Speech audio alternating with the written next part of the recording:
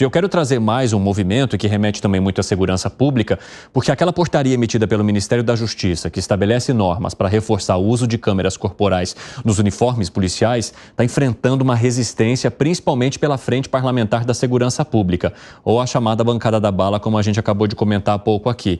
Menos de uma semana depois da edição da norma, 4 projetos de decretos legislativos tramitam na Câmara dos Deputados, tentando acabar com esses efeitos, sustar os efeitos, digamos assim.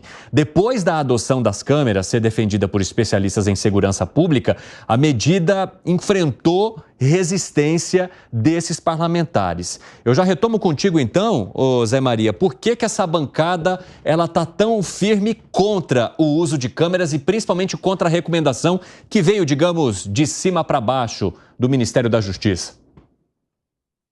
É porque essa bancada, para você ter uma ideia, já existem aqui mais de 100 deputados que são policiais militares, né?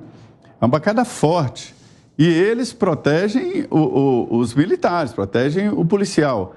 Eu tenho uma defesa que já é antiga aqui, de que quando se entra na polícia, se assume o risco de vida até. Mas o risco jurídico hoje persegue o policial.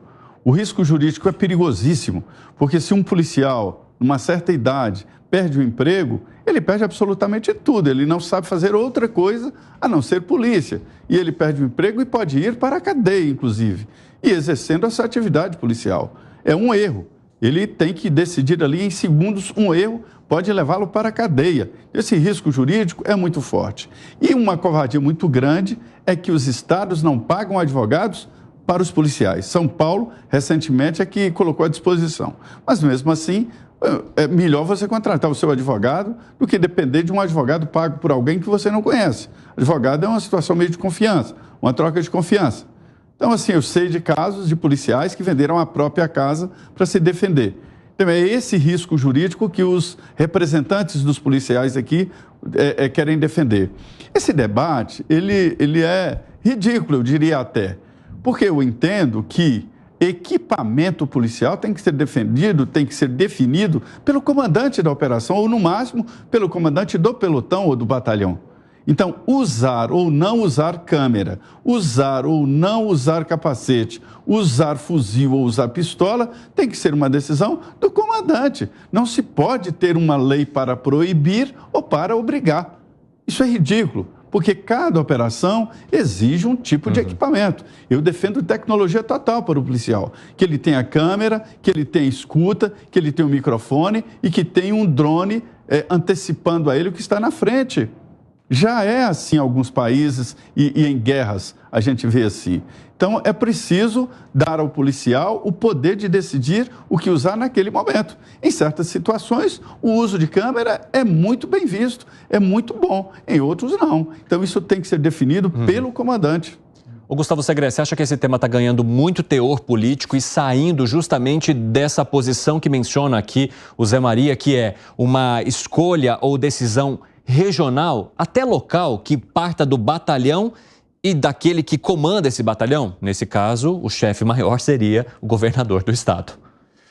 Cadê o Plano de Segurança Nacional? Sabe a sensação que tem? Desde que o Dávila deixou de sentar nessa cadeira aqui, o Gustavo Segré... Eu essa política também. Dávila não tá, mas a fala do Dávila... A fala tá, porque está muito certa, está certo. A sensação que eu tenho é que o Ministério da Justiça está procurando a cor de uma camiseta quando ainda não tem definido o time. Essa é a sensação que eu tenho. A importância é ver de que cor vamos colocar aí a camiseta. Espera aí, não temos nem os jogadores ainda. Então, define o Plano de Segurança Nacional e esse deveria ser um conteúdo dentro do Plano de Segurança Nacional. E olha o tamanho que está tomando. E nem sequer está regulamentado ainda. Então, me parece que, e além disso, foi colocado de uma forma errada de novo. Porque era uma imposição. Se você não faz o que eu te digo, eu não te libero o dinheiro. Então, dessa maneira, me parece que não vamos adiantar no critério mais importante, que é a segurança do policial. Sobretudo porque todos esses negacionistas do policial, quando tem um problema, eles não chamam o legislador que votou contra. Vão chamar o policial para defender ele. Ô Piperno, você acha que essa ofensiva da bancada da segurança pública pode mudar o rumo das coisas quando o assunto é o uso de câmeras em uniformes policiais por recomendação? E eu trago esse adendo por recomendação do Ministério da Justiça, que passa então a orientar de que maneira os estados poderiam ou deveriam fazer isso e não fica apenas a cargo daquele governo? Então, é importante que o governo mantenha o status aí, como você mesmo disse, de recomendação.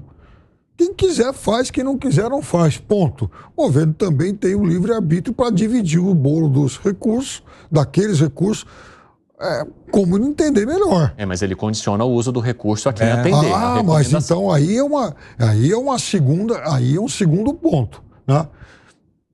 Veja, ele não está obrigando ninguém a usar. Agora, quando se fez você o primeiro ponto, usar, eu estava pensando no segundo, viu? Tenho certeza. Pode ser, Nelson, mas aí que está o negócio.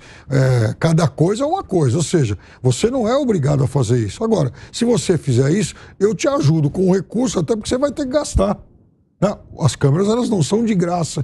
Os equipamentos, os equipamentos de segurança, eles são caros. Armazenar a imagem, como há também a sugestão, não é algo gratuito. Então, evidente que isso gera um custo e o governo, eu acho justo o governo arcar com parte ou com a totalidade desse custo. Agora, se o Estado não quiser usar, ótimo, ele não usa e ele segue a vida. Agora, eu acho importante até para a defesa jurídica do próprio policial.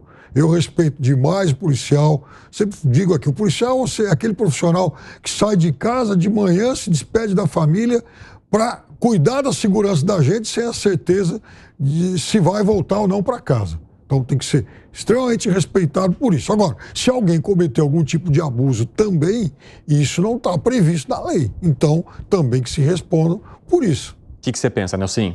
Eu até concordaria com o Piperno se o Fundo Nacional de Segurança Pública fosse um fundo do governo federal. É dinheiro que é exclusividade do governo federal e o governo federal estaria abrindo mão de um dinheiro seu para dar aos estados em troca de se aceitar uma condição ou outra. Mas o Fundo Nacional de Segurança Pública é um dinheiro de todos, que está sendo gerido pelo governo federal, mas que pertence a todos os entes de segurança pública do país. Ou seja, então, não faria sentido, por exemplo, um morador de São Paulo que de alguma forma contribuiu não ter acesso a esse fundo porque o governador de São Paulo escolheu não seguir a orientação do Ministério da Justiça. Exato, porque acaba sendo, Evandro, no final das contas, uma imposição negativa, na verdade. É que a gente olha pelo lado de que, se eu seguir, logo terei acesso. Mas tem o contrário, que é verdadeiro também. Quer dizer, então, que se não seguir, não tem acesso a um dinheiro que seria de todos os estados? Mas não é que o Estado não vai receber nada.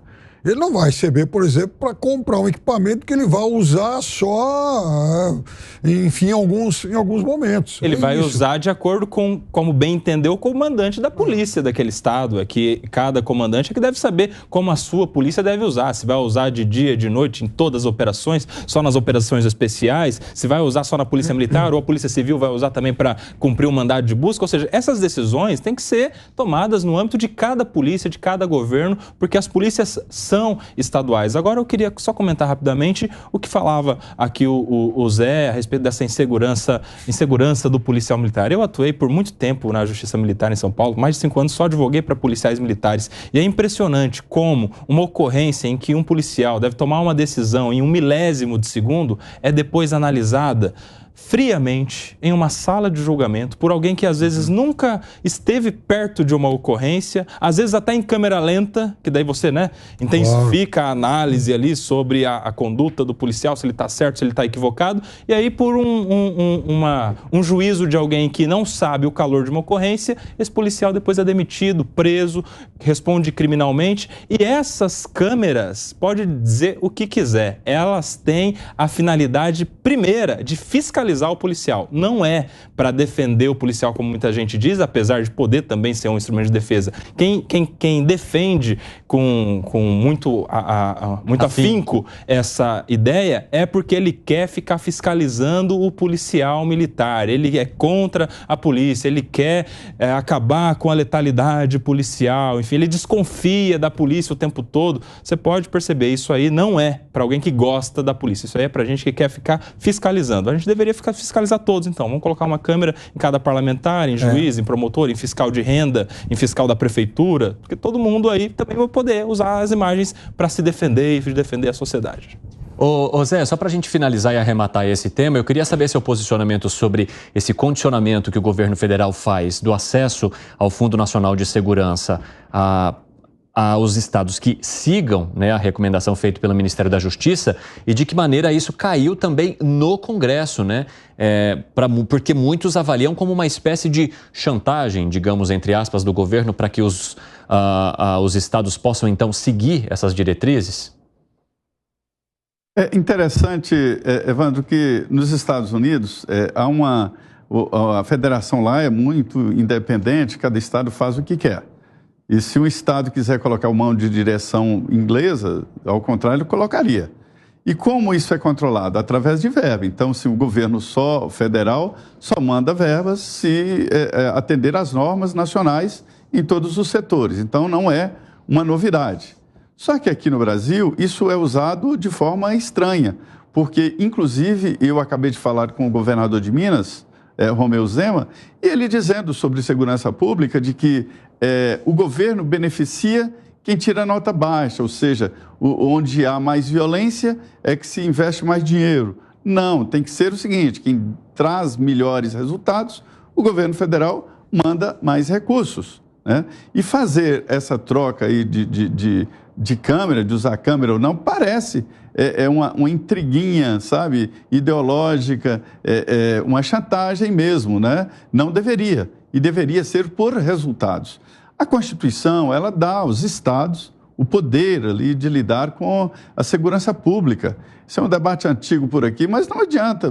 A Constituição dá ao governador o comando das polícias, né, a militar e a civil, e os órgãos de segurança, tem outros, como bombeiro, tudo é polícia, tudo tem poder de polícia, o Detran, enfim, o sistema de segurança é do Estado. Mas a União pode, através exatamente de incentivos assim, ajudar os governadores. Mas em vez de fazer uma coisa muito maior, aí fica com briguinha, com câmera e tal, isso eu acho que não ajuda.